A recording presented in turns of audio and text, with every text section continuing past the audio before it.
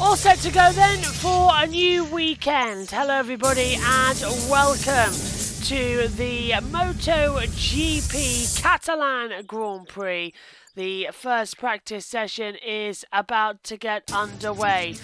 The green light has gone on, so the session is go. RTV pictures are around about 50 seconds delayed. It'll be like that until the qualifying session, the sprint race tomorrow as well. But the session is underway and the riders will be heading out there onto the circuit for the first time. 23 riders become 22. Bagnaia, Zarco, Marini, Vinales, Quartararo all up there as well. Morbidelli, Bastianini, Ralph Fernandez, Aki Nakanoa, Takiki Nakagami, Brad Binder, Johan Mir, Augusto Fernandez, Aleix Espargaro, Jack Miller, Paul Espargaro, Fabio Di Antonio, Marco Bezzecchi, Alex Marquez, Miguel Oliveira, Jorge Martin and Marc Marquez. Good conditions out there at the moment, which is the great news. And this is where we will be for the remainder of this, for this weekend really, because as I'm sure you know, there is a direct clash between Formula 1 and MotoGP in terms of their races and also their practice sessions because of F2 coming up in 10 minutes time. So MotoGP shifting to this commentary box for this weekend's running. We'll then be back up and set to go for the remainder of said weekend going forward. So it's all going to be good. 42 minutes to go. Cars heading up there onto the circuit. And I can't understand for the life of me why there's more than a minute behind. So I'm just going to reach behind the green screen and get the controller, because there is no way that we should be this far behind all of the action. Because it is like insanely behind on my screen, so it shouldn't be, and we should have it synced up at least a little bit. Okay, we're about a minute 10 behind. I don't know why that is exactly, but okay. Not the best start to the morning, because usually it's not this late, but we'll deal with it. Let's say good morning though to our commentators on the TV screen. Different tyre options, maybe something with your base setup. This session now allows it, so you don't need to get a banker in because the track's a little bit cooler ahead of practice 2 this afternoon, which will define who goes straight through to Q2 tomorrow. On board we ride with Bez, pen to paper on a deal that will keep him at VR46 and keep him away from a factory bike, which is really interesting, isn't it, Sylvain? Because you would think that that is the desire of everyone, to get onto a factory machine and have the support, but Bez has chosen family, really, I would say, in one way. What do you make of his decision to stay at VR46? I like it a lot, because it shows commitment to his team, to his family, to the people that brought him in this championship and the VR46 Academy.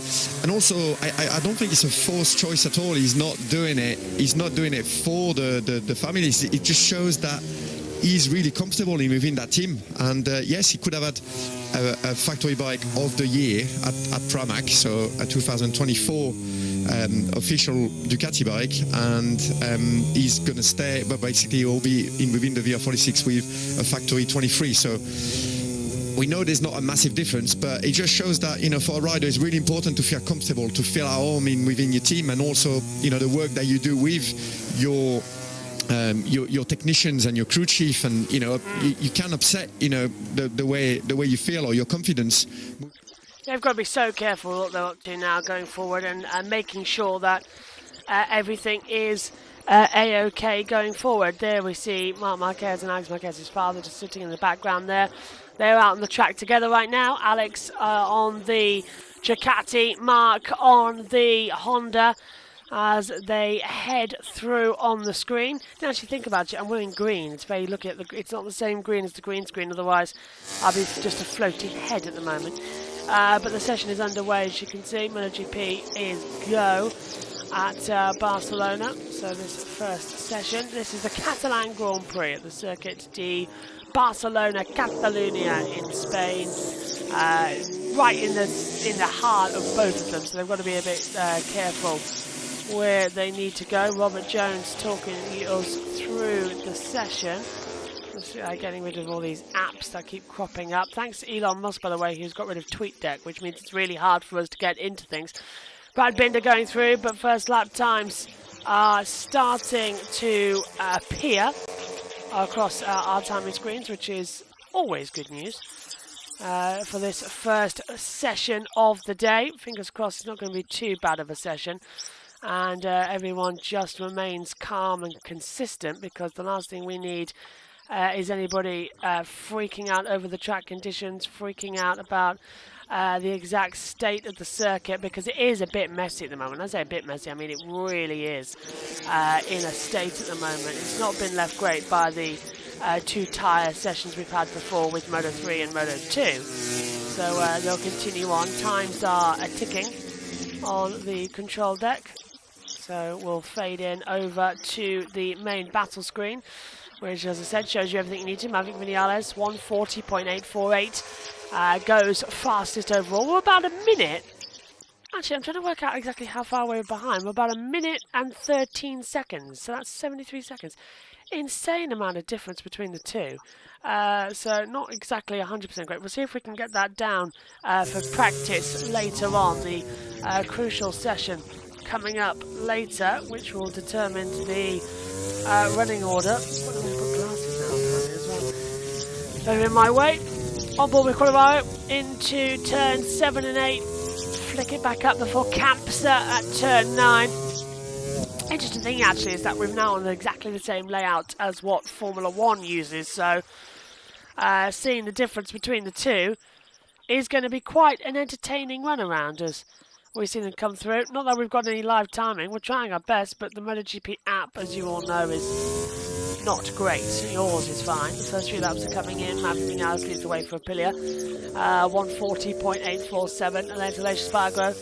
Jorge Martins jumped up into 3rd position. Not that we've seen it. This app requires an update. Tell me something I didn't know and didn't expect to see on the board there as well.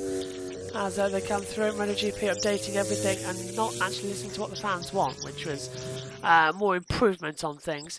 Cross the line then. So who's on soft front medium tyres as well? Everyone is actually soft front medium tyre. Nobody's gone out there on a hard rear tyre. That was always a gamble that we were expecting them not to take anyway. So it's not looking too bad as Quartararo comes through. We're going to see a replay of Fabio Quartararo, elbow down, scraping along the floor as well. And that monster Yamaha, the factory team, looking super duper.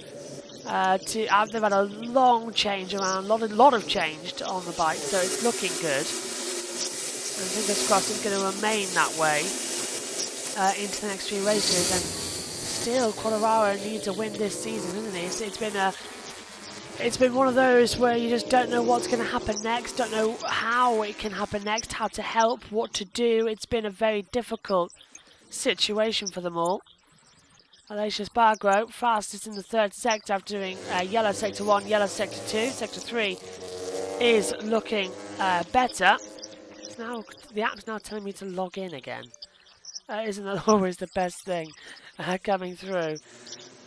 I'm just telling me to do loads of things as they come across the line.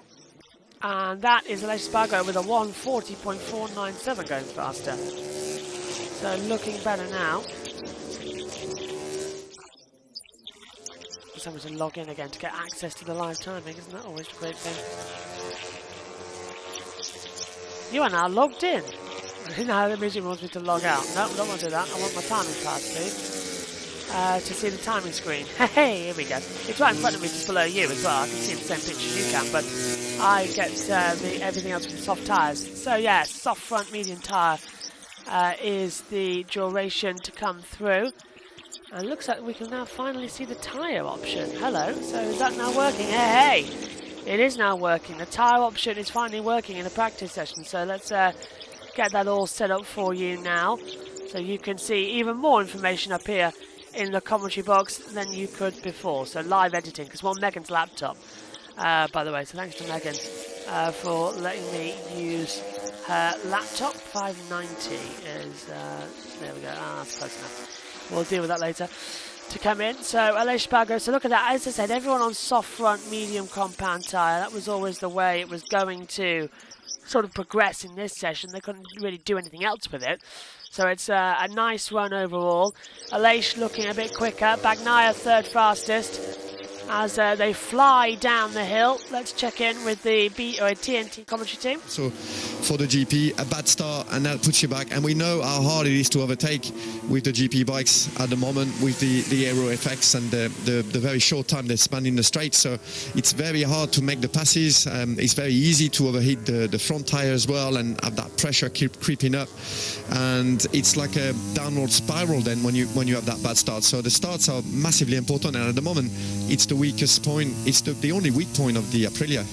So they need to sort it. Maverick is saying they don't have any feel when they drop the clutch, that first bite, and it's very hard to modulate then and control the power of the bike. So they need to sort it. They need to make a big step, because KTM and Ducati just get off the line so well. Yellow flags out in the second part of the racetrack, and it's Frankie Morbidelli who was Morbidelli's gone straight through the gravel trap. Not too good there, but he'll get going. He hasn't crashed the bike, luckily. It might be to me from Frankie Morbidelli. Let's have a look at this. It is, yeah. Ooh, little locking.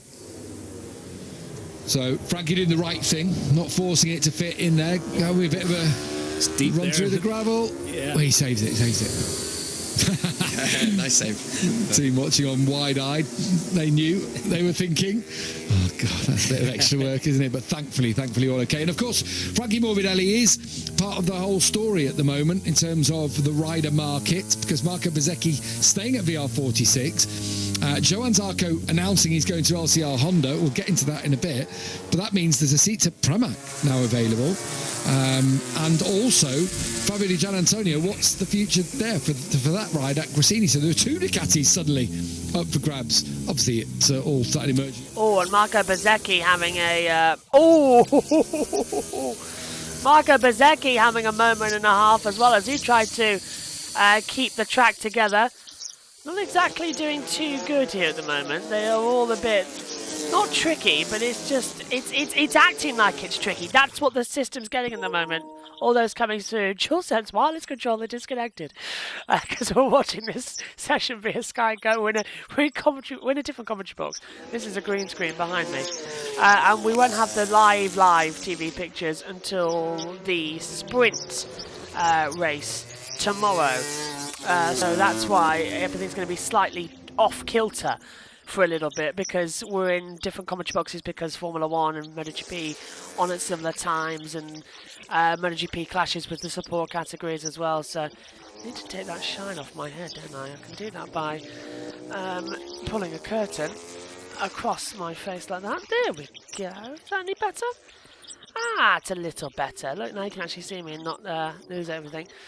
But yeah, it's that type of weekend where we're on the extra stuff as well, and we're going to be doing some work with this microphone as well this afternoon after practice 2, just so it sounds a bit more smoother, because I know sometimes it sounds like it's a bit tinny with the backup headset, but hopefully everyone's okay with this for the weekend. It's still all that's different really is my voice and the camera. That's all that's different. Everything else is exactly the same TV pictures as before. I'll be with you throughout the weekend as well. Megan will be back with us next time out at San Marino. She's covering everything from Formula 2 and Formula 3 on the sessions that I can't do. Aleix Espargaro is the fastest on a 1:40.497. Maverick Vinales is second fastest, followed then by Bagnaia coming in. And then Oliveira, Martin, Quartararo, Zarco, Alex Marquez, Bastianini, in the middle of the top 10. This is one of the Aprilias. I think this is Maverick Vinales at 10:13. Yeah, hit the curb on entry, unsettled him, and it nearly lost him a couple of positions as well. So he too feels the strain of it and doesn't want to lose out much on the time or positions as everyone's watching on. There is, I believe that is Marc Marquez coming through. Yeah, it is. A different helmet though, similar to that of Dani Pedrosa. Caught me out for a second. It's like, is it 5 years ago already? Blimey. But yeah, he's come through to get ready. So the session's about to start for Formula 2. I'm going to go sort that out with Megan. So we're going to disappear to we're going to hand you over to the main commentary team at TNT. Just fine-tuning throughout the weekend. Johan Zarco hasn't had that luxury, and now actually over the last 10 races he has a chance to really settle in dial in his machine and go for the first victory that still eludes him. The possible talk of a Marc Marquez to the Gresini team, it sounds such a long shot. It sounds so far-fetched. You can imagine also, Sylvain, that contractually speaking, as we're just having a close look at Mark and his new helmet, are we, out on the racetrack? But, contractually speaking, Honda may be willing to break a contract. It sounded that way, didn't it? They sort of said, yeah, if he wants to go, he can go. Alberto Puig did say we can't force a rider to ride for us if he doesn't want to. But then there's another story there, Gav. I'll let you say. You say it. Will it be? Could it be in the contract? Is this him just getting in the? Yeah, Mark was just cruising. Basically, he's just going to PT now. Yeah. I just wonder, will there be a clause in a contract saying, yeah, break your contract by all means. You're not riding a Ducati though. 100%. Yeah, they're not going to want him to be riding a manufacturer for a different manufacturer. Go and ride a Yamaha. That's fine. We're happy with that one. But I mean, okay, Mark. Yeah. Fabio Quartararo had a bit of a front looking there. That's two like ties now. Yeah, almost a carbon copy what happened to Frankie. Yeah. While trial braking, so that was a bit later going into turn one, but. Yeah, a good reflex there by Fabio. So when you get that front lock, what you do straight away, you need to release that brake to try and regain the grip. And they both managed to do it really well. We're going to see that slow-mo now. Yeah, hard braking there from 6th gear to second. And then that front, yeah, a bit of a bump there on the entry as well. So it's easy to lose it there. Yeah, very good save by Fabio. So do you think in the contract that will be there? What do you think? I would almost say 100% there's a clause that can control Mark's destiny if he departs from Honda. And I would actually argue that you're not allowed to ride for anyone else on the grid. So yes, you don't have to ride our bike, but you can't ride for someone else until you see through the 2024 season. So I'm guessing that's where the stalemate is right now. So he's trying to find a clause that allows him to be on the grid with another manufacturer. And that would be Gresini, the only open seat left. Of course, we are speculating in the extreme about any of this, but you can imagine the attraction from Gresini's side of things, from Ducati's side of things. I don't know. There's another part of me that thinks, how does Pecco Bagnaia or how do the factory riders feel about what Marc Marquez might ride my bike? Well, I'm not sure I necessarily fancy that one so much. You could upset your stable of riders that you've grown up with, that you've brought these riders through. And Ducati at the moment, they don't need him. No, they don't need him. They have the bike, they have the talent. They've been, their politics have been the last few years to recruit some young, fast talent coming from Moto2. But you do know though, they have talked to Marc Marquez on a number of occasions about getting him. However much they don't need him. I mean, what they don't want Ducati is to have Marc Marquez against them on a competitive package. That's what they wouldn't want. And then at that point, that might be worth, getting him with you, so he's not against you. Basically, because you don't want Marc against you on a competitive bike. He's, we know the talent there, the value of Marc. But Marc on a Honda for Ducati is no threat. So, at the moment, anyway. Yeah, interesting. That Misano test is going to be huge for him, I think, in making a decision of. We are told there's going to be a big changes afoot for Honda on that bike. We'll see at Misano, Yamaha too. That's going to be a big test, isn't it? On the Monday. It will be big. It's really important. Just before all the flyaway as well. So, if you're going to find a little bit extra, something a little bit better, and make it work, it's going to really matter for the end of the season. Now we've got such a. I mean, the calendar has never been like this. It's just unbelievable. It's shocker, isn't it? Any edge you can find right now, you're going to be carrying that away. For the whole the end of season. But then a lot of the teams who've already say the aero body wise have used their upgrade. They're going to try something towards 2024 because testing and the window in the winter is so short now, and engine as well. Yeah, exactly. So you may test those parts, but you can't touch them over the next 9 races, and then bring them back in post-season testing and pre-season 2024. So yeah, a lot of the work is thinking towards next season right now. A little bit of fun between Pecco Bagnaia and Maverick Vinales on the way out of pit lane. Will they be enjoying each other's company on Sunday when it comes to the race? Or, of course, on Saturday afternoon for the sprint, we'll have every single minute of the MotoGP action for you this weekend here on TNT Sports. As they set off again, Bagnaia and Vinales. Here's Ramir, another one whose name is being mentioned in dispatches about the ride at Grassini. Birthday and today. the birthday today, yeah, 26 years old, I think, Johan today. Yeah, but he also made comments yesterday to the media, Mir, saying, look, my intention is to see out my contract at Honda, but of course, other teams who are looking for riders can see I'm having a bad time and have been talking to me or wanting to talk to me. That's perfectly normal. I mean, it might have been the other way around, but he doesn't say that. I did like how he phrased it. Confirming he was committed to Honda's future just a few weeks ago, and all of a sudden, there's still a Ducati available, I'll throw my hat in the ring. So you're going to, aren't you? He was in absolute doldrums, in despair, considering retirement at 25 years of age, and now turning 26 as a world champion in MotoGP. It's a sorry state of affairs to see him in the current scenario where he's just not comfortable, can't ride the bike to its limits, and just he crashes without knowing why. So yeah, you understand his desire to get onto another bike if at all possible.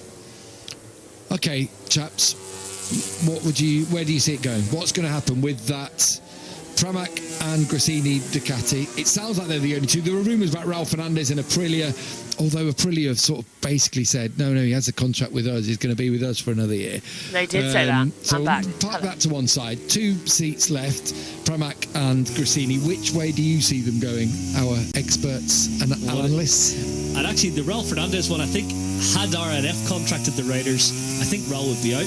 I think Aprilia, being a manufacturer, are going to stand over, no, he's contracted to us, so RNF have to run him. But the undertones I hear are, I think RNF would separate from Raul, not being happy with his performance, or his entourage also raises a question mark with people around him. So, yeah, at the moment, as we understand it, that one is secure. So there's 2 seats remaining, Grassini Ducati, Pramac Ducati. We all think Frankie Morbidelli's a lock at Pramac. What do you reckon, Sylvain? Yeah. I think we're going to see Morbidelli go there for sure. Vinales just look at that first sector looking quick. I think Raul Fernandez this season really hasn't performed as well, just to catch up with what the TNT guys were saying, as well as Simon Catelli, Michael Laverty and Gavin Emmett.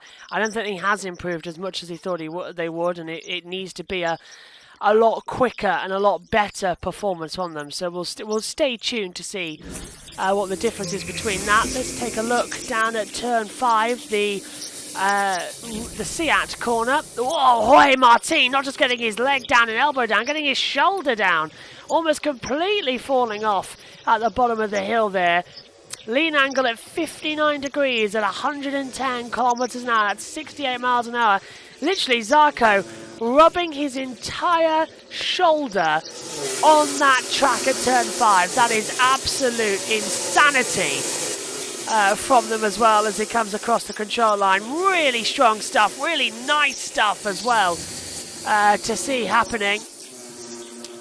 And Aleix Espargaro on a 1:40.497. Aleix, he's the fastest, and then following down the order, Vinales, Bagnaia, Oliveira, Martin, Quartararo, Zarco, Alex Marquez, Bastianini, Miller rounds out the top 10 as well, as Vinales jumps to the top on a 1:40.073, 4/10 faster than the lap time set by his own teammate of Aleix Espargaro. 21 minutes to go of the session, 22:10 on my screen. Apologies again for the delay. Hopefully it's not too bad for these practice sessions as well. And then we'll be back up in sync for the sprint race tomorrow when we're in a different commentary box. You won't see the difference because we'll have the green screen, but we will know the difference, and I'll know the difference as well. Maverick Vinales, we're just seeing him up fastest as well in that middle sector, but looking good. Taking a look at the World Championship, how things stand at the moment as well. Bagnaia, of course, leads the championship, 251 points.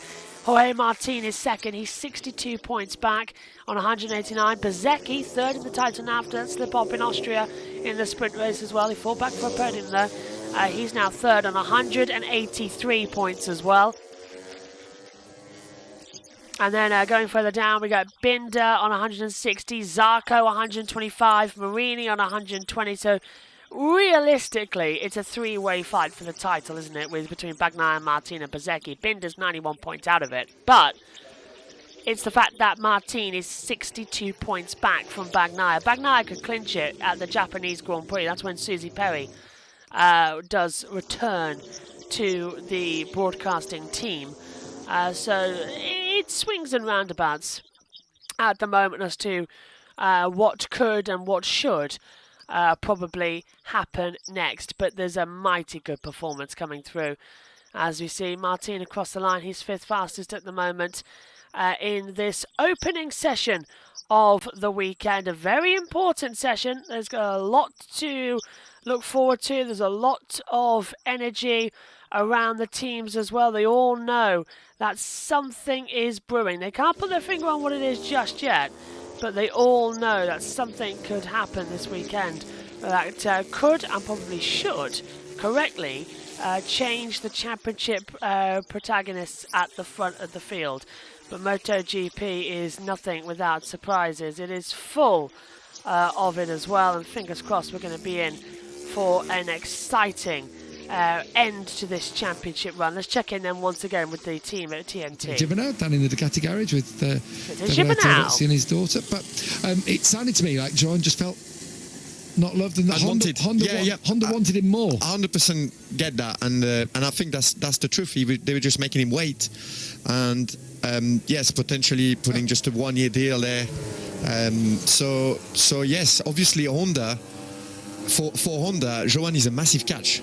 So they would have gone all out. He would have had a better financial offer, and he's got that 2-year sealed deal, 2+1 as we understand. So yes, the offer from Honda would have been much better and available to take immediately. So and that's why he took that decision. He was like, he didn't want to wait anymore. He didn't want to feel unsure of his future, or having again next year after 4 or 5 races started to negotiate again and have this basically this decision just hanging on top of him. It's not easy that as a rider, knowing that your future is not sealed. So yeah, that was obviously part of the decision. Honda wanting him, and he accepted it, despite the fact that at the moment the Honda is probably the least competitive bike on the grid. The 2 Repsol Hondas riding around this track, neither of them look comfortable. So they're shaking heads at each other. But right now the Hondas are Nakagami 18, Marc Marquez 19, me at 21st, and Lecona at 22nd. So the 4 Hondas in the last top 5, basically. Yeah. So another weekend that doesn't start very well for them. Sadly not, no. Just been cruising around on. So you got Mark on the old aero package there. You see those wings in the front, and Johan behind is on the upgraded. Oh, I like this question as well from View Nometh World as well. So we'll come back up to the screen. So we're just getting everything ready. Megan's laptop is not completely set up for this, so we're just getting everything sort of set up and ready to go. There's a great question here and a comment coming in. The last race, Zarco with Prima Pramac in Catalonia as well. Alex definitely wants to revenge his embarrassing celebration in 2022. Absolutely as well. It's looking to be a cracking weekend, isn't it? As everyone's just so on edge. You can feel it in the paddock. You really can. Everybody is so on edge. And I've never known a weekend like it before. I don't know how I shifted there. But everything is so on edge. And everybody knows that it's sort of a do and die situation with what we've got coming up. So I'm loving this as well. And I'm also slightly loving the fact that we're doing this entire weekend on Megan's laptop. We've done a couple of things before, haven't we, with MotoGP races as well. Italy was the last one we did like this. And it worked. So hopefully let us know, is everything okay? We're going to play around with it later, get everything properly set up, because when we did this in Italy, it was very much a last minute decision. Now we're here for the entire weekend. So it's a different situation with the green screen as well. I mean, would you like to know what I look like without the green screen? Go on, you know you want to. You ready? And take away the background. There I am, look. Just floating in the sky, looking all grey as well. That's what it looks like without the green screen on. Which is, I know some people say better because it removes the background, but it does look a bit awkward because now it looks like I'm floating. If you put the commentary, the commentary box image in the background, it looks like I'm somewhere. And it's just the easiest we can do. So that's why we got Comcam like this. 15 minutes, though, to go in this session. And it's going rather well, I think. Everyone getting out there, learning the track conditions, learning what everyone needs to do immediately. No one so far is having a real problematic run. Vinales, Leschberger, Bagnaia, 1, 2, 3. Should we check in again with the commentary? To me, it's an engine problem. The engine is too aggressive. The way it delivers its torque, and also the way it behaves in the engine brake phases. It looks like the DNA of the engine is not efficient. So I hope they can come up with a solution. Just a look with quarter of an hour to go in this session. Aprilia 1 and 2. Vinales 4/10 quicker than Espargaro, who in turn is 4/10 quicker than Bagnaia, and in fourth place Miguel Oliveira. Suggests to me that this could be a bumper weekend again for Aprilia, like we saw in Silverstone. Won here on the KTM, didn't he? One here on the KTM. Yeah, he's very fast around here, and the Aprilia, I mean, it is a very green track, like Michael said. Yeah. Not much rubber down, so you got to take that in consideration. But the Aprilia looks like it's working really well.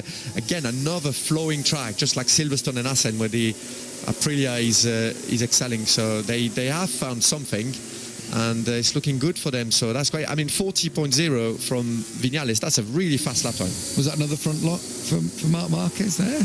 Borderline. Yeah, he's ultimate. He always could actually modulate his front brake pressure to deal with the front locking, but now it's not enough. He can't afford to modulate the front pressure when the likes of the Ducatis and Aprilias can outbrake him. Essentially, they can stop the bike using their aero package a lot easier than the Honda right now. Jorge Martin in deep discussion with Daniele Romagnoli. Something there about the front. Then he was. I think it was the Spanish Grand Prix sprint race as well. We also used Megan's laptop, wasn't it, as well? So it's not exactly like it's getting a new run in. This has been a permanent backup situation all year long. Looking at the time screen, captured at 1,000 frames per second at turn 5. This was Zarco once again on the track, getting his elbow down as well and everything. I'm just going to adjust the laptop slightly on the screen because it looked like I was a bit slash. He's getting his elbow down there nicely as well. Also, commentating on a chair that isn't that comfortable. Don't like. It's a bit tricky, but I will definitely be taking this chair downstairs over the horrible ones I have to sit on when we normally do this commentary. So this one is a little bit more comfortable. Ahead of the action this weekend. Right now, as well, just let everybody know, after this session, the F2 practice is still underway. Megan and Omi commentating on that one. I'll be tailing in at the end, I think for around about 20 minutes or so. And then we've got an hour's break before the first practice session for Formula 1. Then it's F2 and F3 qualifying. Megan taking both while we do this here for the MotoGP's hour-long practice session. A very crucial hour coming up as well. That will determine the running order for qualifying 1 and qualifying 2. Let's check in then once again with TNT, as we always do. Like to switch back. Weights on the rim to balance that front tyre. Came off in the heat. There was so much heat being generated. We were told over 120 degrees of temperature in the front tyres in Austria, and that loosened the weights. They flew off completely out of balance, and it felt like it was worse than chatter. Yeah, and it was combined with apparently the paint that they use for the wheel that dissipates the heat temperature better. It actually isn't as grippy, so it doesn't stick to it so well. So yeah, Gaffer tape was required, unfortunately. Yep. Yeah. So, but again, more bad luck. Taken out in the first race. More bad luck, and I mean the injuries from the start of the year are horrendous. If on these flyaway races, if he's on any of my flights, I am not getting on. Just so people at TNT know that. He deserves I'm not flying with Miguel Oliveira. I'd like him to win. He deserves it because he's shown pace as well from the start of the year. He's shown that on that Aprilia he was at home. So shows you that things need to click as well. You need a bit of luck. You do need a bit of luck for it to happen. You need to be competitive, and sometimes you can make your own luck, like Silverstone, and be out of trouble. But Miguel Oliveira, since the start of the year, is just one after another. It must be depressing for him. So yeah, hopefully he can grab a podium here. If you follow the RNF team on Instagram, they've done a beautiful little video after the weekend, and it just showed the heartbreak that Miguel's going through, and he was like saying to his crew, what do you expect me to say? He's almost in despair, doesn't know what he has to do to get a bit of a break this season. But yeah, it's nice to see there's a bit of light at the end of the tunnel. He's had some really good form of late. New exhaust on the Yamaha, look at that. Oh yeah. I'm not sure about those. So those normally when you try new longer exhausts like this, they just deliver the torque a bit differently. Not necessarily more power, but just maybe a little bit. But it's about the delivery. A different note. It's smoother. bit smoother delivery. Because on those bikes, I mean, we know the Yamaha is probably the least powerful, but it's so important to be able to deliver the power in an efficient way. So this is why we saw, this is where we see all this research and development with the aero side, with the ride-eye devices, but the way the engine delivers its power is really important as well, because the DNA of your engine is not, you're not going to be able to, let's say, patch it so much with the electronics, with a single ECU and the way these guys are allowed to program the electronics. They're actually not that good. You get better electronics in World Superbikes or even in World Endurance. They just have to do with that single ECU and IMU, and so it makes the DNA of your bike really important. I love that shoulder shot, as Fabio pretty much got his shoulder down there at turn 5. Through into turn 8. Yeah. Got that one wrong. So Quartararo shows his frustration. But new exhaust on that Yamaha. Is it me or those wings on the seat are growing bigger on the tail, the Stegosaurus? Yeah, they do look They're big, massive. Yeah. Which obviously you can change those as often and as many times as you want throughout the season. They're not part of the aero body restrictions. Just in terms of, I'm just having a look down at the top speeds here. Maverick Vinales and Brad Binder topping the time. She's and Oliveira actually. So two Aprilias and a KTM right at the top. They're clocking 217 miles an hour, 349.5 kilometres per hour. Just can't find where's Quartararo on that. Oh, there he is, 343 for him. So losing 6 miles an hour. 6 kilometres per hour down the straight, about 3.5 miles an hour. At the end of the straight, of course, but yeah, part of the problem is the punch off the corner. It's getting there, isn't it? The top speed isn't too bad on the Yamaha this year. They did make a step, but it just doesn't accelerate with a Ducati, KTM or Aprilia. They still ride the old school big sort of a semicircle line, if you want to, for one of a better U shape rather than a V shape. A U, exactly. So these type of corners are perfect for that riding, but when you stop it down to a first, second gear corner and you need the acceleration to jump off the turn, it is missing right now for Yamaha. So yeah, I think Fabio's still requesting more horsepower, more torque, but I think it's getting it to the ground is the key right now. So engine character, aero body, lowering device, electronics, just marrying the package together and finding a way to accelerate with the Ducati, who are obviously leading the game. So we've got 7 minutes to go really, isn't it, because of this system software that we've got going wrong up here. To go in this session, Maverick Vinales is the fastest, and Aleix Espargaro, Brad Binder, Pecco Bagnaia, Miguel Oliveira, Martin Morbidelli, Quartararo, Zarco and Alex Marquez coming through. Reminder, this is free practice 1. It bears no relation to the remainder of the weekend. They have the new format, in case you're new here as well. We have free practice 1, then we have an hour's practice in the afternoon. That session determines the running order for qualifying 1 and qualifying 2.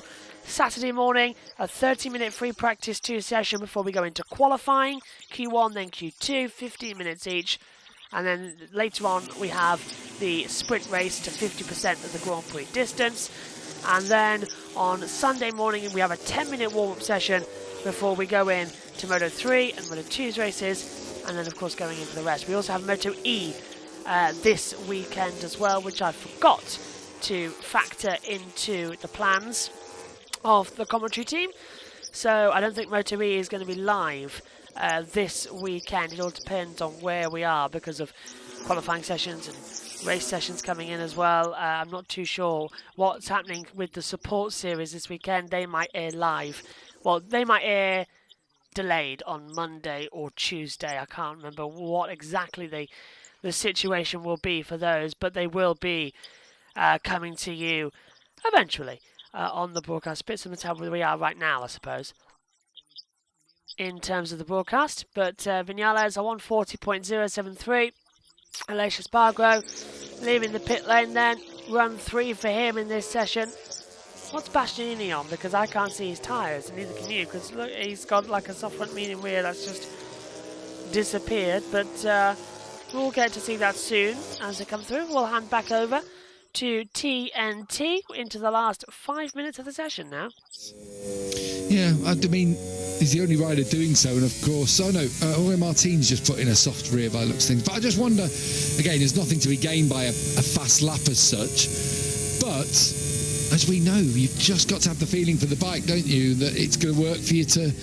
Obviously, none of these times count towards Q2 or getting you through to Q2, but you've got to know that you've got the feeling there to do it, that you can switch and suddenly go. Soft tyre, is that going to be an option, do you think, on Sunday? Around here, I wouldn't have said so, because it is you're at angle for so long. It's all about controlling the wheel spin. I think, well, we've seen it actually. Mark put the soft in Austria, and the theory is with the extra traction you don't spin as much, so you can control the consumption to the end. So it could be a possibility. It didn't work too badly, actually. Mark made progress, didn't he, during the race in the end? It was a bit of a tough start. I mean, that is a great shot. I can watch that again and again of Jorge Martin through there. Someone's gone down in our headset. We can hear that there has been a crash out on track, and as soon as they've done with this slow motion replay, it is No Marc way. Marquez. Wow. Just as we're talking about. Oh no, Marquez has crashed at turn 5. He's lost the front end. Right, somebody start the clock then. Yeah, look, he's on in the first sector. So there we go. Marc Marquez has crashed out at turn 5. That is the bottom of the hill into Seat. So it's after Repsol. At least he hasn't crashed at Repsol, but how's he done it? Turns in, front end dips away from an entry. Number 1 then. First crash of the weekend for Mark on Spanish soil, home soil as well. You just don't know where to look, do you? And that's the first time he's crashed in a while, actually. Didn't crash, I don't think, at the British Grand Prix. Can't remember him crashing in Austria. He finished... Well, hang on a minute. He did crash at Silverstone because he didn't finish the race, didn't he? Mark didn't crash at the Austrian Grand Prix. In fact, that was the first race he'd finished since Malaysia last year. So, very decent for him to get that result sorted. But it's just such a weird situation now on the board. And walking away, what's he doing? Oh, he's hurt his hand a little bit. Checking his thumb, checking his flexibility in the wrist. All looks okay to me. But Mark has crashed out of the session again. Bit of tyre movement, you're going to get a little bit of warning, but yeah, no warning at all. He just goes, and the next thing is he just slams you on the floor as well. So hopefully Mark doesn't have an injury from that. Alex Teresuela, Well, Aleix with the soft now. bringing back. Here he is, yeah. Aleix Espargaro's gone with the soft front, soft rear. This is almost a time attack, as Sylvain said. Well, it is a time attack because he's going to go to the top of the timesheets by a quarter of a second over his teammate Wow. Maverick Vinales. 1:39.809 for And Aleix. it's Jorge Martin in third, Binder fourth, Bagnaia fifth, and Oliveira in sixth place. Frankie Morbidelli up into seventh with Fabio Quartararo. The Yamaha not doing too bad in terms of pace. I will say they are 1 second down on the two factory Aprilias, but still, that's a positive sign, isn't it? Yeah, that's good. That's good. Good for Fabio and Morbidelli, just in front of Fabio. So yeah, they obviously they were very, very good last year with Fabio getting the win. It's a track that he really loves as well. Fabio here, he absolutely loved this track. He's always been fast here. He was fast in the lower categories as well, and hopefully we can see them back at the top again for the Yamaha. It's got to happen in the qualifying. They need to be in the front. A few sparks being kicked up there by the Aprilia. Not sure what bit there was down, a foot peg usually, or something like that, but it'd been an effort around there, wouldn't it? No, it's something touched, but I don't think it was fit peg. No. No, obviously we couldn't even do it with the side of the Aprilia, couldn't you? Yeah, it must be on the toe, the titanium toe. The outside of the toes, not supposed to spark them, are they? No. Just about Frankie Morbidelli's watched Marc Marquez come back in to the garage. As you say, no rush whatsoever. He's only 8 points behind Morbidelli, behind Quartararo in the championship. I think Frankie's redeemed something this year. Is that fair to say? Yeah, I think everyone had written him off. It's been a tough return from injury. Never really got the fruits of the factory seat that he was so coveted whenever he was performing, well, runner-up in the World Championship as a Petronas Yamaha in the satellite squad. But now I think it's clear to see he's still got the desire, he's still got the speed, and obviously exiting the factory team to make way for Alex Rins next year. But on a factory Ducati and the Pramac team next year, that will be a quality duo. That's so. Just check to look again at the accident for Marc Marquez. The front end just completely dipped away from it, the front as well. Nothing he could do to stop it. It was such a late entry. Checker flag is out though on this session, and it's Aleix Espargaro who was topped on a 139.809. Everybody now just taking the flag. Aleix, Vinales, Martin, Bagnaia, Espargaro, Oliveira, Zarco, Bastianini, is that? Yeah, Augusto Fernandez. And then Bezzecchi all now taking the flag, making sure everything's okay. Mark's back in the pit lane, just sort of watching on, getting on, and just replying to the team exactly what went wrong, why it went wrong, and what needs to be sorted going into the next session. Oh, and Aleix Espargaro, who's topped the session, running in a little hot down at turn 10, and almost ended up in the gravel trap runoff area down there, so he just got it stopped in time and gets it going. I think he's on the extreme odd layout, isn't he? Oh no, it's all changed now, isn't it? It's the same layout, so yeah. Just locked up coming into turn 10 on the front end of the bike and gets it in. Marc Marquez then, the only crasher in this opening practice session for MotoGP. Let's take a look at it. So Vinales ahead of him. Aleix hits the front brake, rear steps up, and the front just does not stop. As much as he's trying to catch on the brakes, doesn't stop, won't stop. And the rear tyre completely locked up, leaving a skid mark. 93 coming through number 1. Hopefully so. Dom as well. That we're going to see Mark back up there. It'd be nice to see Marc Marquez win a Grand Prix at some point in the future. As they come through, everyone's now taken the checkered flag. That including Marc Marquez. Yep, everyone's taken the checkered flag. So the session completely over. New exhaust on Fabio Quartararo. Single vent that turns into a geo vent at the exit. That's quite a new look on the Yamaha there. That's what I mean about what I said earlier on in the commentary, if you're with us. They've changed so much now. It looks quite good as the flag comes out to end the first session of running. Okay, so not a bad run here in qualifying, in practice number 1, free practice 1.